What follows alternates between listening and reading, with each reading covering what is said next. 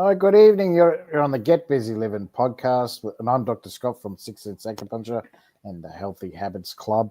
And we welcome the wonderful Trish Rock. I love that name. Rock with Trish. Hello. It rocks, doesn't it? That's right. It was. I nearly changed back to my maiden name at one point, and I'm like, yeah, no. It's a It's an great awesome name. Trish Rock. name. Yeah. Yeah. Well, thank you for having me on your show. Yeah, I appreciate your time, and we hope we can't wait to hear the gold nuggets of information that you have, perfect. so I'm going to start off with the usual question. Mhm. So tell us, Trish, what gets you out of bed every morning?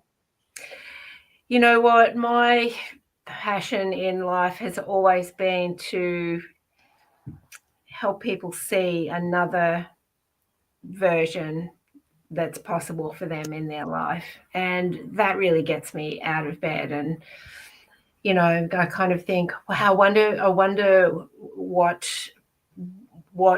messages will land today, or I wonder if what words I say will really resonate with someone today, and it could just change everything, because sometimes we think that it's really hard work to change things in our life, which it can be, but changing your perception can be instantaneous, and that changes everything. So that's what wakes me up every morning. That's awesome. So Yeah.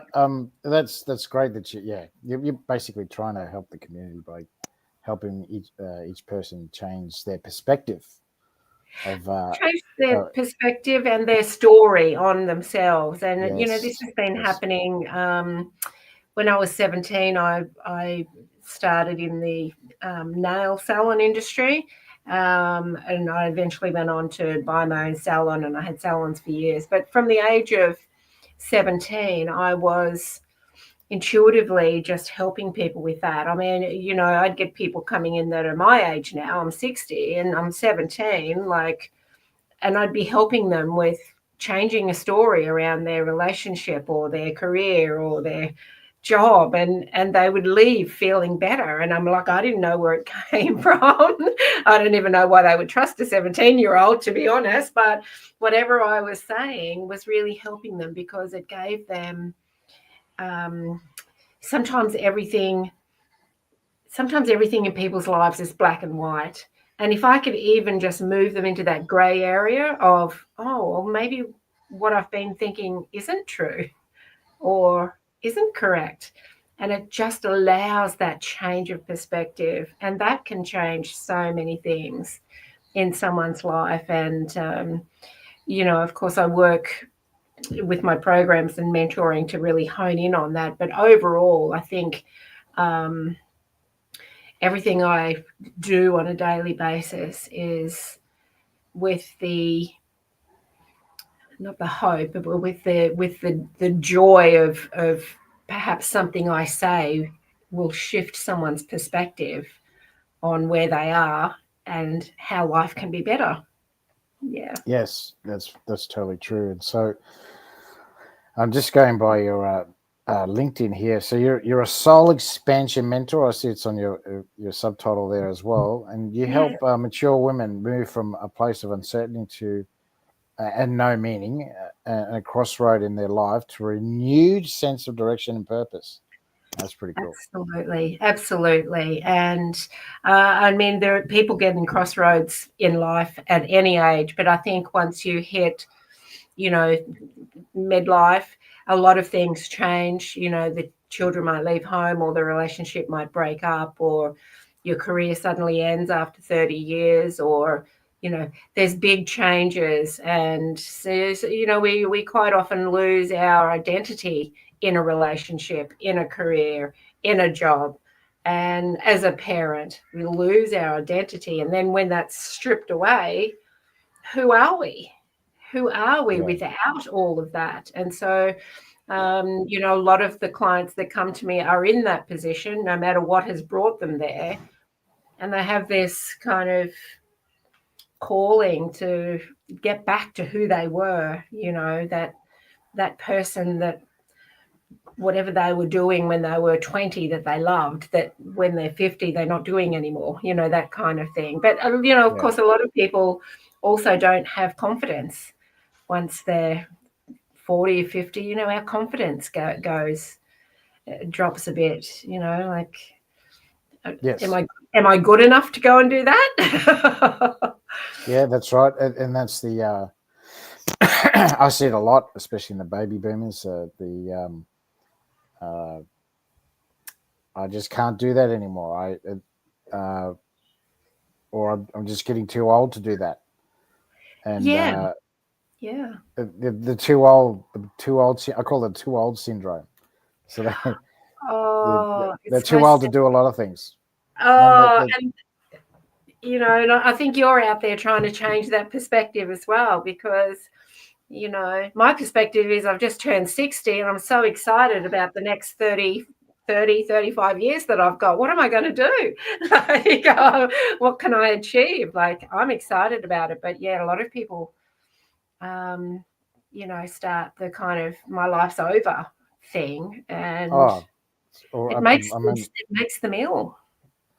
I'm in my 50s, and I've got friends who, I'm too old to do this. I'm too old to do that. I'm like, really? You're only halfway. Yeah, You're only I know. you're only halfway. Yeah. Hang But on. that mentality, and you'll see this in your work as well, the mentality of I can't then transfers to the body with the proof that they can't. And because whatever our story is, whatever it is we're telling ourselves, is Yeah. what we're manifesting. And Yeah, so that's if you right. keep saying, I can't do it, I can't do it, I can't do it, then your story will be proven. And then something will happen to your body, and you go, yeah, well, I knew that would happen because, I'm over 50. and, but it's not true. It's not true. I heard 30-year-olds say that too. I heard, don't worry about that. I heard, yeah, too old to do that. Hang on. Crazy. Hang on. You're doing it 10 years ago. Now, I must say, though, that I am too old to go on some of those really wild rides at Dream World. my Yeah. body's just not going to take much of that anymore. Well, I could do it. I just expect me to throw up on you. That's all. Yeah, I I just might a pass scaredy out for cat. a couple of seconds, but yeah, Yeah. I'll come to eventually. I mean, they got me Yeah. strapped in. I think that daredevil in me kind of left the body a decade Well, ago. I have to do it on an empty stomach. Otherwise, I'll be throwing up. I've tried it. Throw Oh my up everywhere. I'm like, get off of me. Oh no. It's no good. Mm. Yeah. So tell us, how did you get into that? How did you get into soul expansion mentoring? Well, I guess I've been kind of doing this work with people all of my life, but it was in a different environment. But I left that environment. I left the salons in 2009, and I really wanted to start helping people directly without having to file their nails at the same time, right? So I wanted to help people directly, and so I've been building up my coaching and mentoring business since then. I did a few things in between, and I'm really focused now on the programs that I offer, and I feel like some of the things that I was offering perhaps back in 2013, 14, they were kind of a little bit before their time, and people didn't really understand. But there's more and more people understanding the work I do now, and really wanting that clarity moving forward. And there's also a lot of people stepping more into their energetic spirituality, if you want to call it that, stepping more into that kind of realm of trusting themselves more, and not just pushing themselves to do more. They're trusting themselves more about what they're feeling is right. And so a lot of people want guidance with that as well. And Soul Expansion Mentor came about last year when I was rebranding.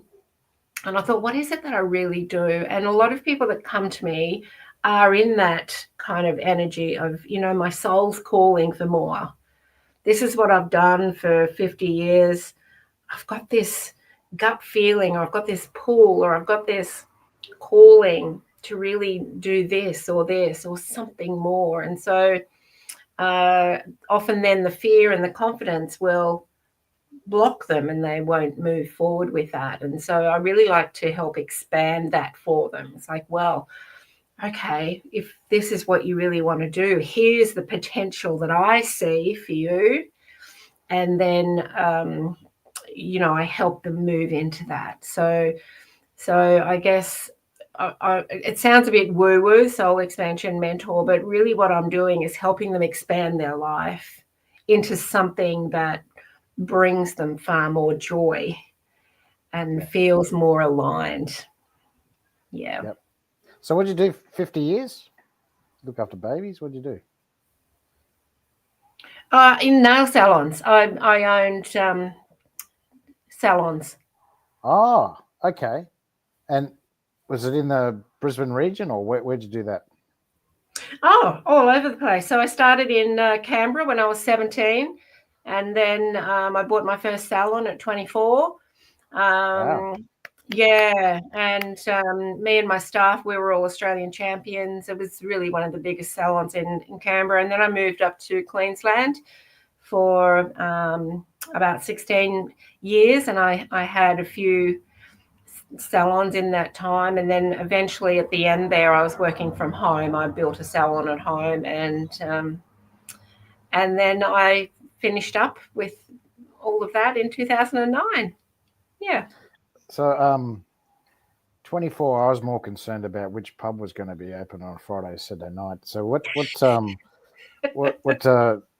that was pretty much my extracurricular activities, except for exercise. I was playing sports and stuff.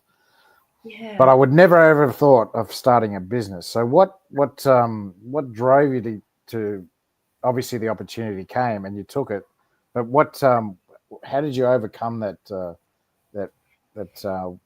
well, I suppose it's a fear, isn't it, of starting a business? 'Cause we're told from an early age, get a job, work hard, save your money. Yeah. Yeah, but I've never been normal. There you go. So There you go.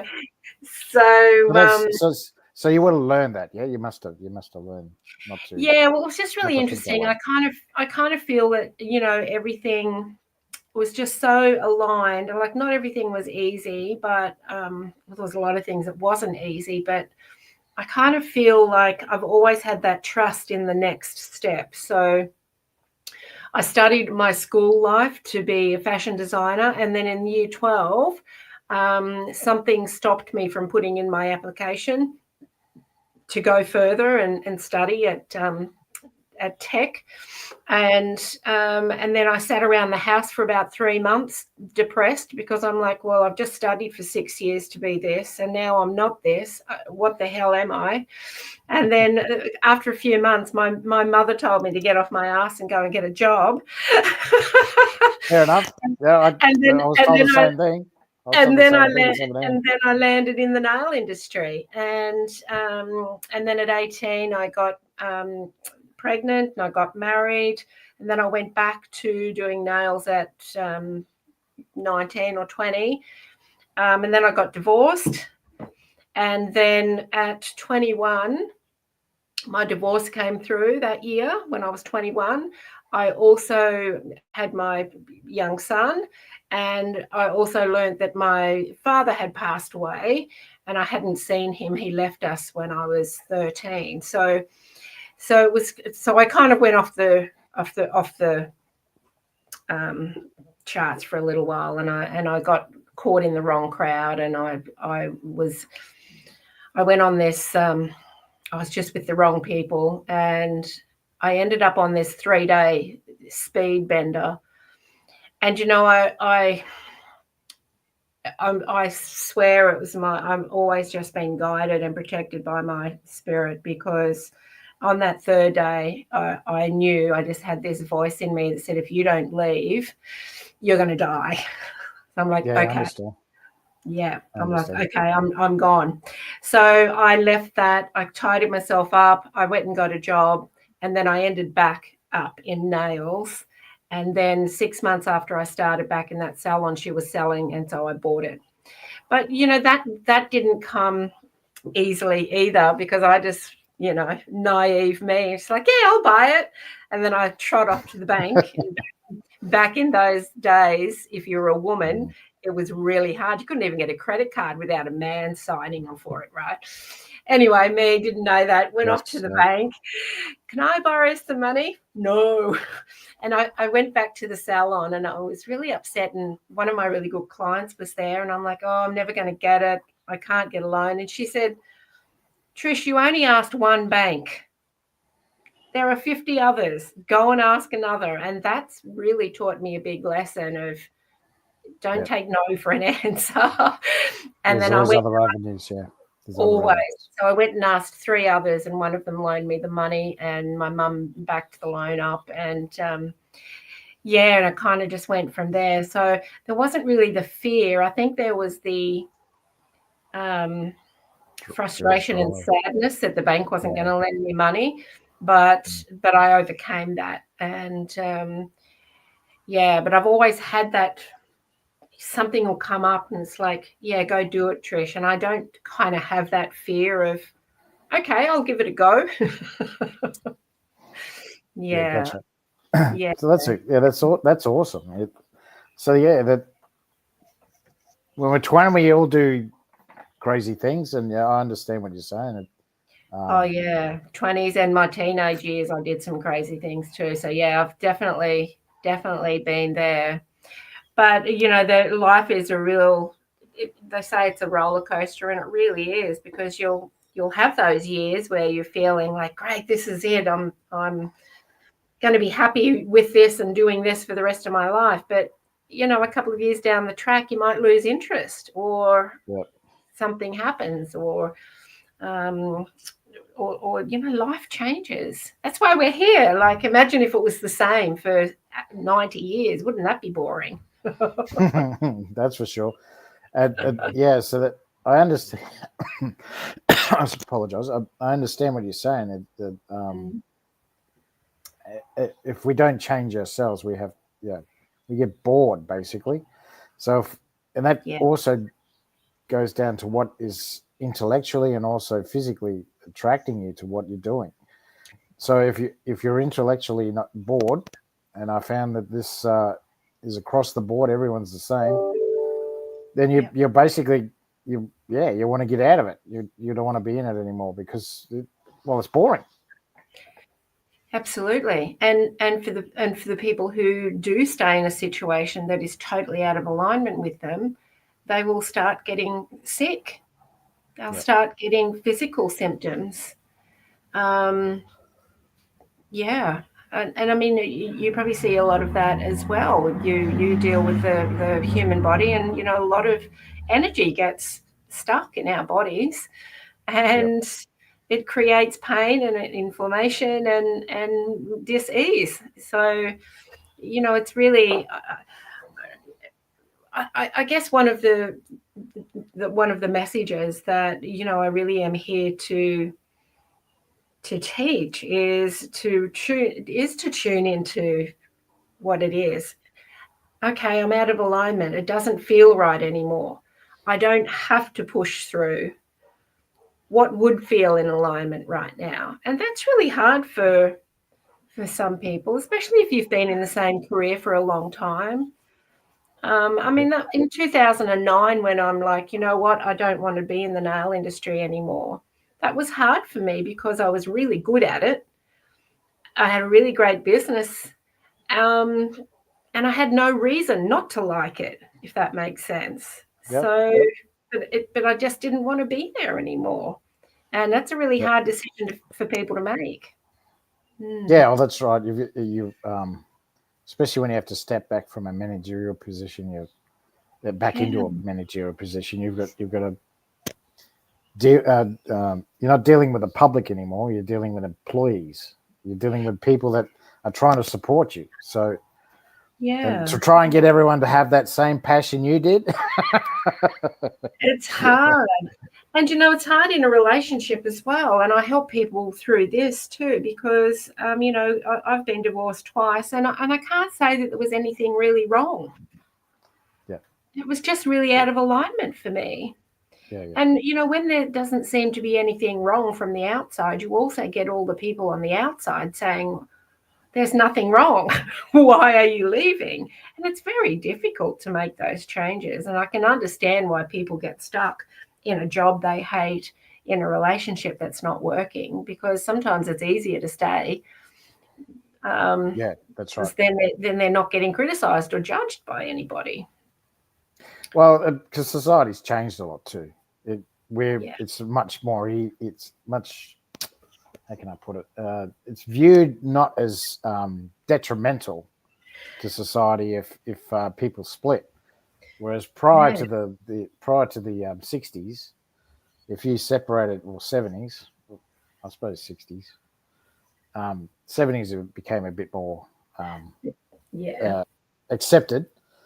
But prior to that, if you got separated from your partner, there was obviously something wrong with you. And if you're a woman, oh my God, you must be the woman from hell.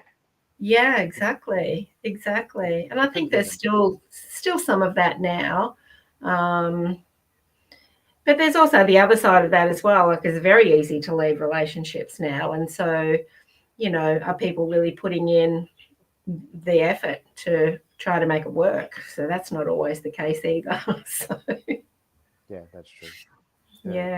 Yeah. But we all make mistakes too. So everyone, sometimes we're our own worst enemies, which I've said many times on this podcast.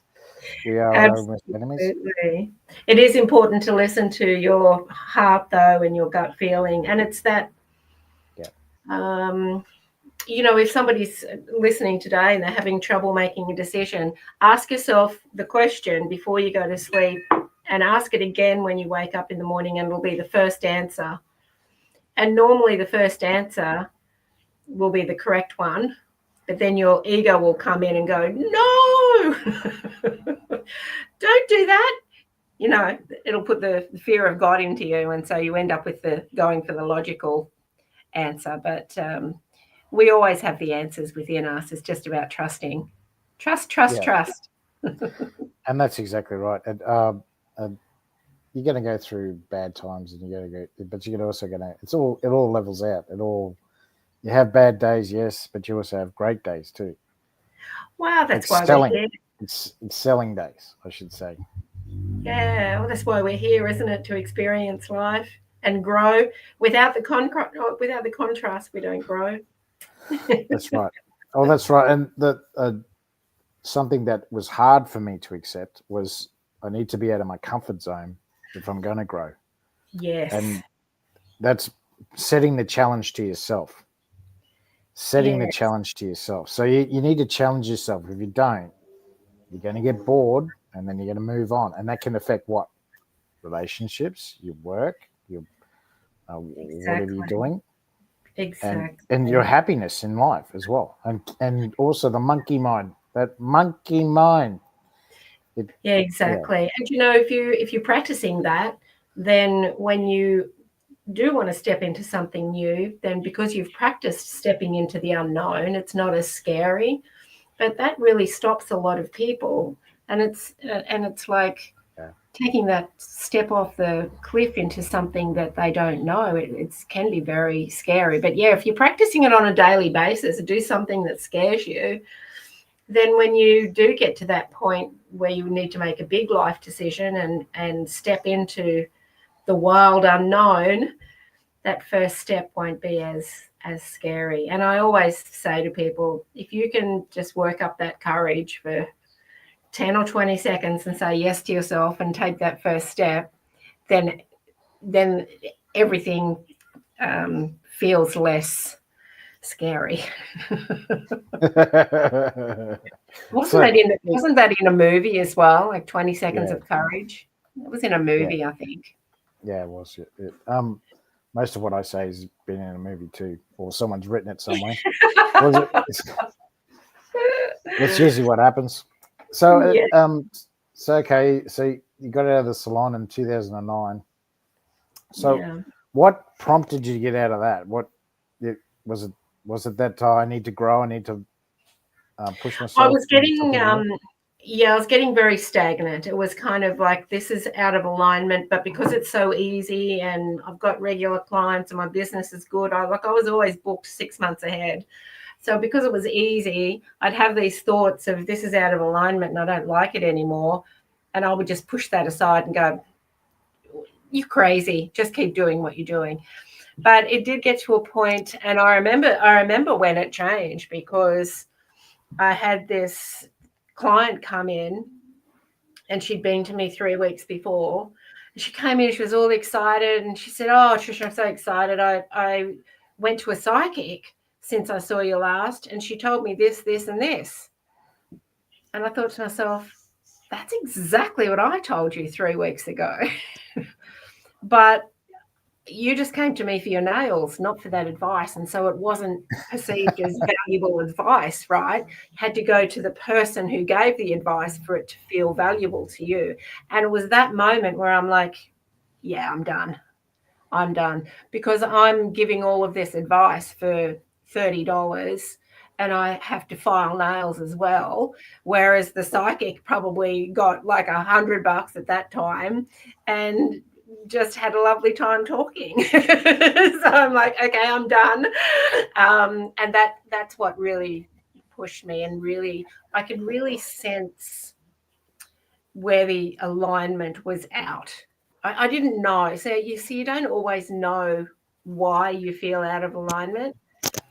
But when that happened, I knew. And that's when I knew I wanted to work with people on a deeper basis than what I was doing. And so that person that came in really helped me to understand and be clear about why I didn't want to be in the salon industry anymore. So it was really quite good. And then I went off and I learned websites. I learned how to make websites and website marketing. And then I went back to the salon industry, but just as a coach. And I wrote my first book, and I wrote a program. Back then, they came in a folder with CDs at the back. Like, you listen to the CD while you do the course. So I did that. And then I worked with businesses to create apps for them after that. So I became an app developer for a little while. But, one of the things over that decade was that I was too scared to really own who I was. I didn't feel like, and this also affects people wanting change in their life too, I didn't feel like I had the credentials to say, here I am, I have these psychic abilities and gifts, and I can help you with this. And back then, it's not so much now, but back then people wanted to see the certificates and they wanted to see this and that. But you needed to prove how you could do what you did. And I didn't have the confidence, which is why I started those other businesses. But 5 years or so ago, I really owned who I was, and like, you know what, I don't have to prove that I can do this, because I know I can, and I just need to show people that I can. And so it was a different kind of energy and a different mindset. Yeah. So cool. Yeah.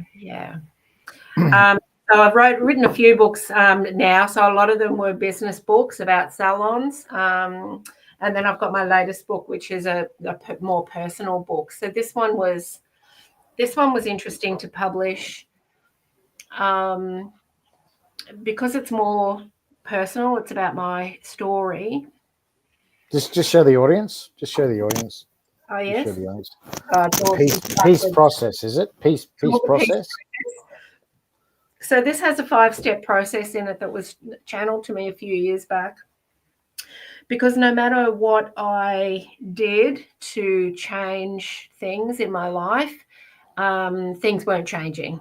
And I've spent hundreds of thousands on personal development and all the courses and all the rest. But there was still some things that I couldn't manifest in life, and I didn't know why. And then I had one of those on the knees moments one night, and the spirit, please, bring me the answer. And I got this process coming in, and the difference with this process is that you don't start with all the clearing of the fears and the self-sabotage and all of that stuff. You actually start with believing that what you want is possible and going there in that reality. And I know this all sounds a bit woo-woo as well, but I believe that we are all living multiple realities all at the same time. And if we have a desire to do something, I believe we're already living that in another life somewhere. And so step one is actually going there in your mind and experiencing that life that you're desiring, and not just looking at it as a vision and imagining it, but experiencing it while you're there. And I help people, guide people through that. And then when you come back to the now, it's like, hell yeah, I know that I can have that life because I just experienced it. And then it's really easy to clear the fears around it, the self-sabotage, the the other stuff that comes up to prevent us from moving forward. And so it's a really powerful process. So the book is based around that, but it's got a lot of my story as well. And because it was a bit more personal than the business ones, it's still very nerve-wracking publishing a book when it's a bit more personal, because it's like, oh, who's going to judge me? But yeah, that's right. Yeah, it was like me doing this podcast. It was no different. I always was concerned. I never wanted to do it. It took me a good 6 months before I really kicked it off. Or it was actually a bit longer. It was about 12 months before I realized, does it really matter? People are going to complain anyway. But you're exactly right. It in a book, it's same with social media. It's there forever. So that that's a great. It's great that you're giving people value and giving them insights into what the something that is a different perspective that what the narrative are giving us. So that's great, Trish. Thank you. Thank you.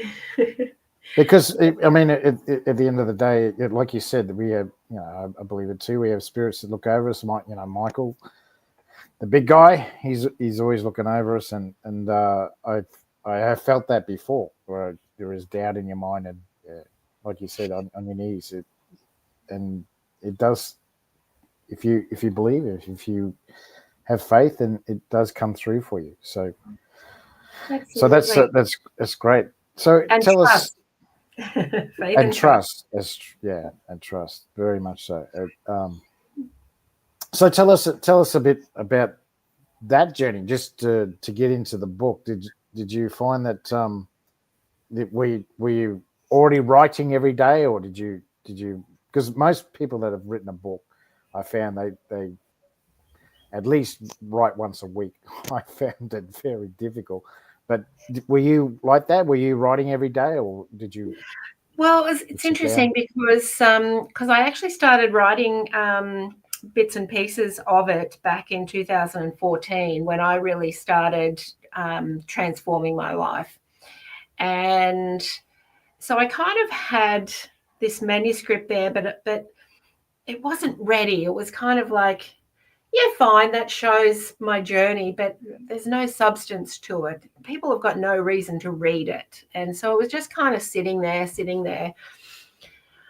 And then when this process dropped in, I'm like, there it is. There's the missing piece. And so then I took all of the information I already had and added in the piece process. And most books are about 40,000 words, which sounds a lot, but when you start writing it, it's really not a lot. And then I just had to sort it out and put it in order. So So yes, I kind of had some of it there, but it wasn't making sense until the last bit dropped in.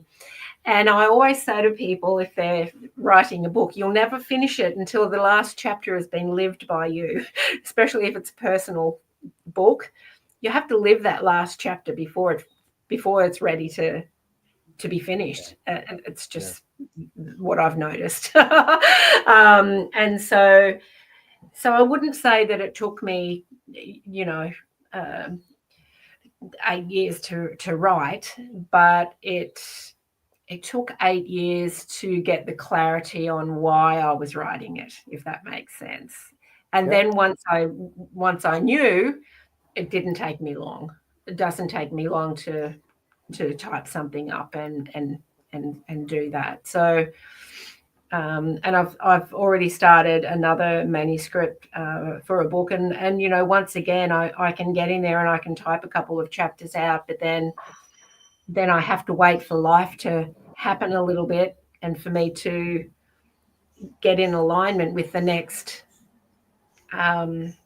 words. If that may not make sense to anybody, but that's how I work. But I know other people can write a book in a week, and other people have a book written there for 20 years until they publish it. So I think everybody's just a little bit how they work. Yeah. Yeah, it's true. It's true. I was in the process of writing a chapter for a group collaboration, and yeah, I just sat on it for too long. So I get what you're saying. Yeah, and and it depends what type of book you're writing as well. So my first book, which was about becoming successful in the salon industry, I put that together like in a few days, because all I did was grab all of the blogs that I'd written, put them in order, and there was my first book. So Cool. that can work as well, right? Because all my blogs were about salon success. So I just put them in order and created chapter titles and slotted everything in where it fitted. And that was my first book. So I'd already done the writing for that one. So if someone, can take that idea as well, if they've been writing blogs on a specific topic for a long time, make it into a book. It doesn't have to be. Yeah, true. Yeah, it Very doesn't have true. to be hard. But yeah, I think with writing, people say, you have to be. You can't schedule it. I can't schedule in my diary, 2:00 next Friday, I'm going to write a chapter in my book. It just doesn't work. You've got to feel it. It's like, you know what? I just had a great idea. I need to get to my computer and write something down. You've got to just go with it when you can. Yeah, gotcha. Yeah, gotcha. Yeah. So how many books have you written? You've written a few, yeah? I have, yes. I've written, I wrote 4 for the salon industry, plus my program, which is now a book. I was then in a business partnership and wrote another 3. And then I've got probably another 4 or 5 like little ebook things that I give away. And then I've also been in 6 or 7 collaborative books where you write a chapter in the book, and they're always fun as well. And for anybody who's wanting to be a published author and you don't feel like you have a book in you, become a collaborative author, because they are just fantastic. You end up with a whole lot of authors writing about the same thing in the book, and you get a chapter and you become a published author. It's really great. Yeah. All right, cool, very cool. So tell us a bit, since you've stepped into soul expansion mentoring. Tell Mm-hmm. us about a client that you've helped recently. Your Yeah, favorite recently. client that you helped? I don't know. So I've helped somebody recently who really was very confused about the next step. And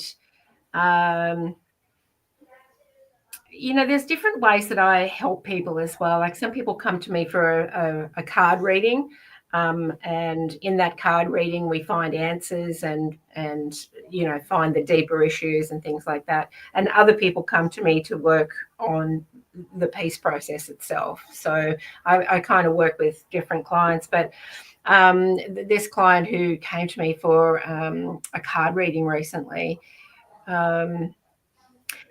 she was just in that kind of void.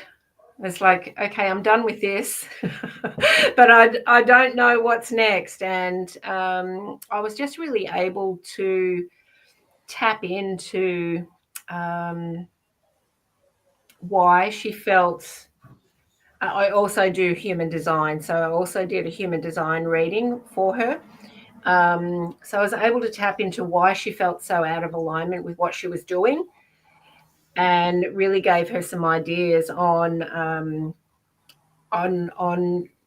what she would be in alignment with. And immediately she just knew that what she wanted to do really was the right thing. And I think when you're out of alignment with where you are, it's very hard to trust what your thoughts are saying. So you're out of alignment here with something that you've been doing for a long time, was a career she'd been in for 25 years, feeling very out of alignment, wanting to go and do this, but not trusting that because she felt so out of alignment here. And so was really able to show her why that was ending and why it wasn't for her anymore and why this next thing was. And it really helped. And it took away all of her fear and anxiety about moving to the next step, basically. Yeah. And was it a business opportunity? Is it? What was it? A new career and her own business. Yes. Cool. That's very Yes. cool. Yeah. And it's always scary, isn't it, that next step? And I think, some of the things I say to clients, that they're hearing that already, but when I say it and I don't know them from a bar of soap, they're like, right, that confirms it. Because, sometimes I'm the same. I get messages and I don't trust it. And then my friends all say blah, blah, blah. And I'm going, okay, that's confirmation. I now trust it. So, Yeah, someone to reiterate. Yeah, and someone yeah. someone else that can has that trust as well.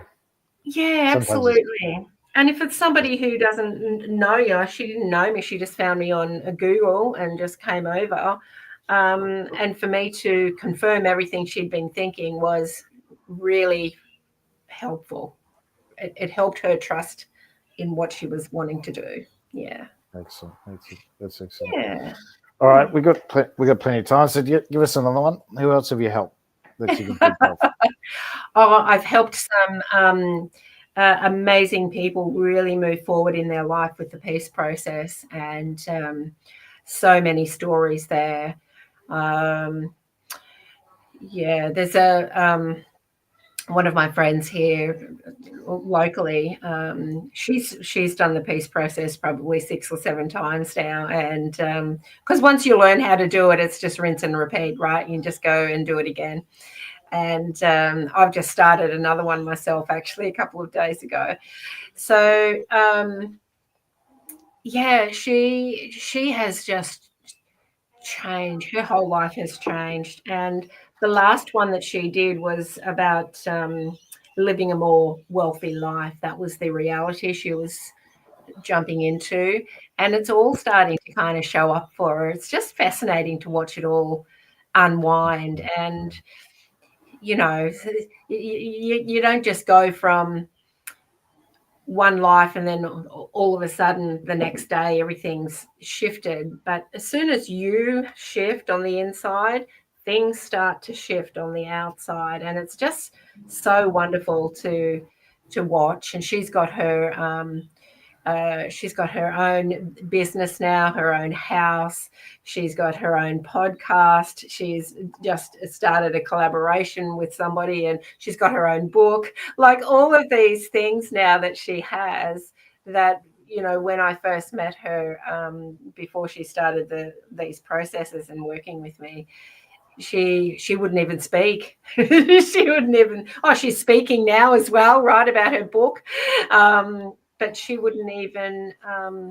She didn't trust herself at all, and it's just made such a huge difference. And it's so lovely to see. Sometimes I only see the people as they're going through the process, and I see a little bit of change. But because this lady's also a friend of mine, I've seen her now over the span of a few years, and it's just incredible to watch. Yeah. Very cool. Very cool. So, what got you into that sort of thing? What got you into the human design and tarot reading and stuff like that? What got you into that? Well, that's an interesting story because I've always been psychic and I've always had these gifts and I've always had these messages coming in. I've also always seen, spirit or sensed spirit. A couple of years after my dad passed, he was at the end of my bed sitting there. I've always had those experiences, but I'd never really learnt anything.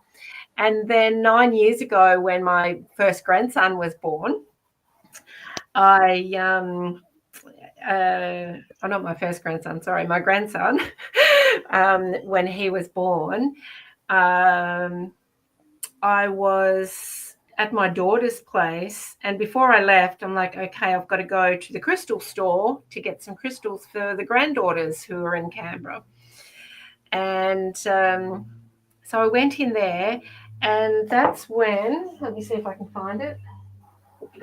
And that's when I saw this, my very first deck of cards in the Infinity. And at that time, I was really into Infinity. And I just saw these on the shelf. And I'm like, oh, I need to get them.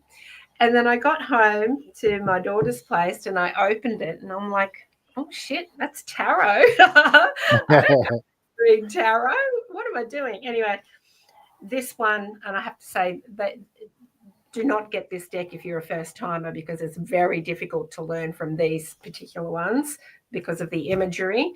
But it just seemed to come really easily to me. I watched a few things on YouTube, and pretty much I can read anything now.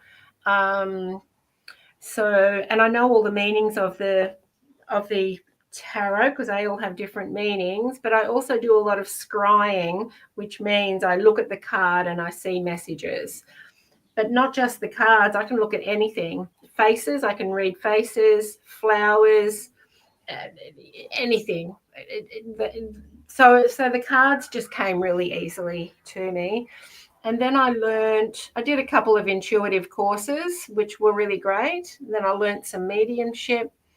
And then I've learnt Reiki, Kundalini Reiki, some other modalities. I also know heart resonance therapy, which is so beautiful, such a beautiful energetic therapy. EFT, emotional freedom technique. Yep. And I've recently just learned human design. And I also do the singing bowls, and I also channel meditations. So I have a lot of different modalities that I call on when I'm working with people, and I can help them clear energy if they've got blocks. I can obviously do my psychic work. I can use the bowls. We do human design. I mean, human design is fantastic to really get clear on why you do what you do. And how you can live life and feel better. Like it's just such a great modality. And EFT, of course, if somebody comes and they're really, really anxious, yeah. And anxious, it's just such a fantastic modality. So yeah. So I don't deliberately kind of say, right, this year I need to learn this, this, and this. If something shows up and it feels, oh, that's my next thing, then I'll go and learn it. But I do believe that there's a lot of people who are expert learners and what do they call them? The event junkies, seminar junkies. Yes. I used to be, but I don't, and this I feel is a message for everybody. You don't need more information right now. You need to use what you've got and trust, and then, start living life from what you already know. Yeah, Um, that's very cool. yeah, yeah. That's very cool. All right, so I'll move on to the third question. So tell us, who's your ideal client? Who's your avatar? Who's your ideal client? My ideal client really is somebody who is in that kind of 40-65 range, that something long term has ended, a career, marriage, children leaving. They've lost their identity. They've really got a calling to get back to what they love doing, artistry or sewing or speaking or writing a book or whatever it is that they left behind back then. But they don't have the confidence or they don't know the next steps, and they don't have the confidence to step into that unknown. That's really my ideal client, because I just love, and mostly women, although can help men as well, but mostly women come to me, because I can really help them with the confidence and clearing away all of that self-sabotage and the fear, and really help them with the confidence and trust in themselves, clear away those old emotional patterns, the old beliefs, the stuff they've been taught that's not true about them, and really help them step into, their next chapter of life. Yeah. Very Hmm. cool. Yeah. So I'll go into the last question. So give us some ideas or information about how we can create lifelong longevity. Life longevity. Well, as I said before, whatever we think about comes about. So, the greatest story that you're telling yourself right now is what you're manifesting. If it's a great story of a fantastic, joyful, happy, loving life, wonderful. If it's a story of I'm not good enough, I'm sick, I'm too old, blah blah blah blah blah, it's really going to affect your longevity, because, as I said before, your body will reflect whatever it is you're telling yourself. And, to really start tuning into your body for some answers. And anytime anything in my body hurts, I always look up the metaphysical reason. Yeah, Like, gotcha. why is my knee hurting today? Instead of, oh, my knee's hurting, I must have blah, blah, blah, blah, and blah. And then you label yourself as someone with that. So the alternative to that is look up the metaphysical reason. Why is that hurting today? I need to clear that emotion or that fear, of moving forward, or whatever it is. And so that would be my answer to that. To help with longevity, you've got to change your thoughts. You've got to change your thoughts to more loving, peaceful, and worthy thoughts about yourself. Yes. Definitely, Yes. definitely. Yeah. That's one of my sayings. Yeah, that's be kind to yourself. Be Because if you're very kind to kind. yourself, if you're kind to yourself, you're kind to others. All right. Absolutely. And reach out to professionals, like yourself, to get that help moving the energy through the body. That That's always right. helps too. Yeah. So thanks very much, Trish. So if you want to get in contact with Trish, there it is. That's her link tree. So they'll give you her website or her Facebook page, and is it LinkedIn? I think your LinkedIn details LinkedIn's are all on that. there. Yep. It's all there. Thank So you that so they much for can having me on your podcast. It's been a pleasure. so that they can book in for a consultation with you. Is that right, through the link tree? Absolutely, yes. And I've got an offer on for May, which have only got 8 more days.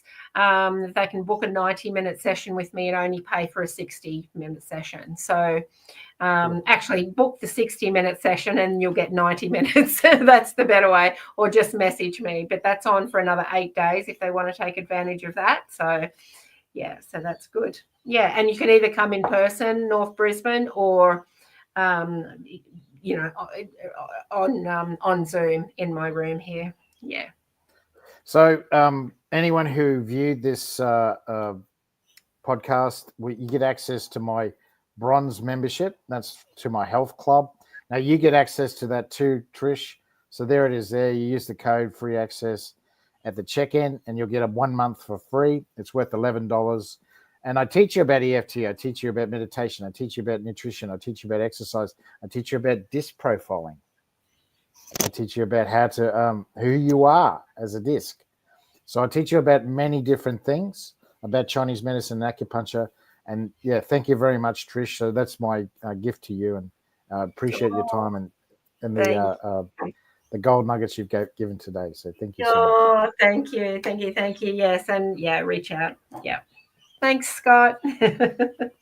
All right, so get in contact with Trish and find out more about yourself and also what's going to happen to you on her link tree. And thanks very much, guys, for joining us. This is a Get Busy Livin podcast. I'm Dr. Scott with the wonderful Trish Rock.